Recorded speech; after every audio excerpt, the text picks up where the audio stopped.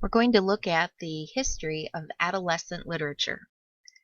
The question up there in italics, think about, is literature a reflection of the times, or does literature, like other forms of media, influence the times? That's one thing I want you to keep in mind. Another thing is just some general observations, especially trends. What trends do you see in how literature has changed? What connections can you make? That's another thing I'd like you to look at. What books have you read? Are you recognizing any authors or titles? And then in your, whatever the sheet is where I have the link for this, whatever you call this, narration, there are some links to praxis sheets. I kind of like to look through things like that and see what are they asking about adolescent lit. And I did notice that they ask that students know some of the major works and authors of literature appropriate for adolescents. There's no way we can read all of them. There's no way I would ever want to read all of them, but I can know about them without reading them, especially if you are supposed to be someone who knows about the field, then, and if you're going to be tested on it, that's something that you might want to do. So first of all, let's start out with a definition. We've got the terms that are interchangeable: adolescent, young adult, teen. Those are interchangeable. And according to the ALA, American Library Association, they call adolescents ages 10 to 19, with early adolescence grades 5, 6, and 7, middle adolescence grades 8, 9, and 10, and later adolescence grades 11 and 12. I remember teaching adolescent growth and development, and at the beginning of the textbook that I used, they spent a lot of time figuring out what are adolescents, and they decided it's anyone who's a teenager up until when they are on their own, which for some kids who never leave the house, I mean, that could be in their 30s, but I like this teenagers, especially when later on we'll see that there's another genre that is now developing. But anyway, so we'll say adolescents are teenagers going down as far as early adolescence, grades 5, 6, and 7. That would include our middle school people. That's why some of the books might seem like they are lower level, but they would fit into that category.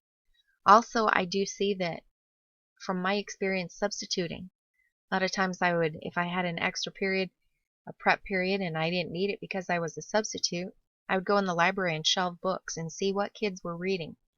Very eye-opening. But usually high school kids will be reading adult books. They'll be reading things like Stephen King or Danielle Steele. These are kids in the public school. And, those are generally written for adults. So our definition, this is what I'm going to use. I'm going to hold you accountable for this. It's literature written for and marketed to young adults. There are 3 things that I want you to notice about this. It's written for adolescents, first of all. A lot of the early literature that we're going to go through, some of them weren't written for adolescents. Some of it was. The second thing, that it's marketed to young adults. Marketing, publishers, and their involvement, their hand in it is huge. It's been interesting to see how much influence they have on what gets published, how it's marketed. I even read an article one time about some books, when they come out, they will put covers on them that will appeal to adults, and then they will put a different cover on the same text if they want to market it to a younger audience. So literature that's written for and marketed to young adults, and we'll say that young adults will go with the 10 to 19 age group there. Now, young adult literature is usually given the birth date of 1967 with the advent of S.E. Hinton's The Outsiders.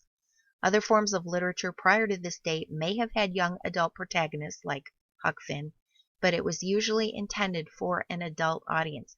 I can't tell you where I read that, but as you heard on the YouTube video, there is a lot of controversy. I mean, if they can't even agree with what an adolescent is, of course they're going to have some controversy about what the first young adult novel is.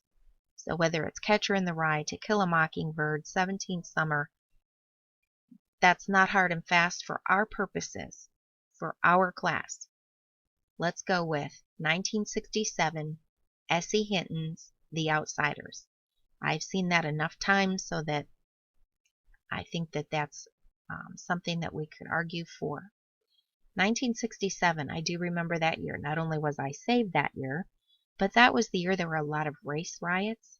There was a lot of civil unrest. And so the time was ripe for new literature to come about and appeal to adolescents. So let's go with this definition: literature written for and marketed to young adults. And let's go with the birth date of 1967, S.E. Hinton's The Outsiders. Know that. Okay, now let's jump back many, many years, decades, centuries, and let's go to the 7th and the 8th centuries. Not a lot of books because publishing was such a hard thing to come across. These days, it's easy to publish, but back in those days, not necessarily.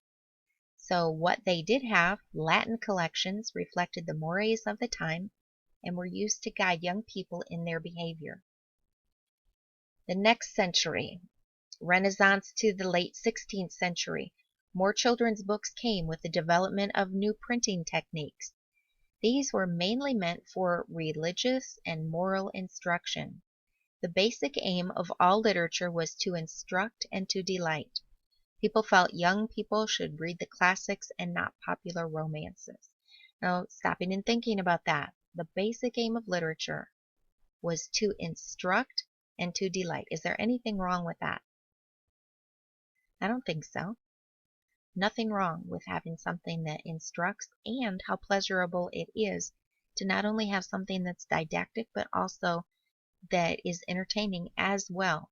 Not just entertaining, but instructing. It's profitable and it delights.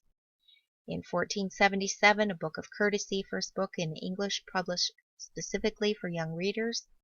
Aesop's Fables, you've probably heard some of those, and that came along. People were reading those to children. Malory, Le Morte d'Arthur, is the story of King Arthur. Now, let me just say, all of these titles and authors that we're going to come across, how accountable are you for those? I will tell you that there are just a few dates that you will need to know, and I will point them out to you. I think the praxis is going to be a lot more demanding than I will be as far as titles and authors. So don't worry about that. Just look for the general overall trends and connections that you can make. All right, 17th century, same attitude with few changes. Here is a date that I want you to know, 1611. The King James Bible was standard reading for young and old, and if you study the Bible and the history of it, you know that with the King James, it did so much to improve the literacy of many people. So 1611. It's interesting, they've come out with a reprint of a King James version, and usually I take it to class with me. It had the Apocrypha in it. Another thing I noticed about it is at the bottom of every page, they would have the word that would be at the top of the next page. And that's because it was read aloud. And so while someone was turning the page, they didn't have to stop and wait. They just had the word down there so that they could keep reading smoothly. Another thing I noticed is that the original King James had not only the funny letters from Old English with the F's and the V's and all, but also they had morning and evening readings. You know, sometimes we have plans. I know Faith has a Bible plan to read the Bible in a year, but they would have morning and evening Bible reading. And I think, wow, sometimes I fight having a busy day and not having time to read in the morning, or, always make it a goal to not go to bed without reading God's Word. Here they read morning and evening. So I thought that was interesting. All right, 1611, the date of the King James Bible. In 1659, John Andrews Amos Comenius, The Visible World in Pictures was the first book to use pictures of real children. 1667, John Milton wrote Paradise Lost. Here's another date. It's not boldface, but I do want you to know this. 1678, John Bunyan wrote The Pilgrim's Progress. Now, I've got this in quotes because this is not my opinion, but this is a secular person looking at Pilgrim's Progress. According to this person, it reminded small adults that they would soon face the wrath of God. If you read Pilgrim's Progress, you know that that is not the whole purpose of Pilgrim's Progress. I think everyone ought to read Pilgrim's Progress, and we need to have in mind the idea that we are pilgrims. This world is not our home, and many times this is all we look at, but we need to keep in mind that we are on a journey, and we keep our eyes on Christ and on heaven, and the fact that this is a pilgrimage that we're on. 18th century. Okay, so do you have that? 1678, 1611. 2 dates so far. And then, of course, we've got 1967 that we need to know. All right, the 18th century literature was still didactic. 1700, you had James Janeway, A Token for Children, being an exact account of the conversion, holy and exemplary lives, and joyful deaths of several young children, to which is added A Token for the Children of New England. And look at the next one.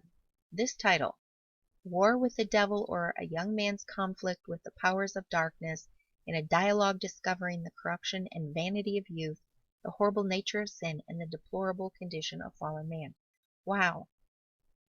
I don't know, the book had to be pretty big to fit that title on there.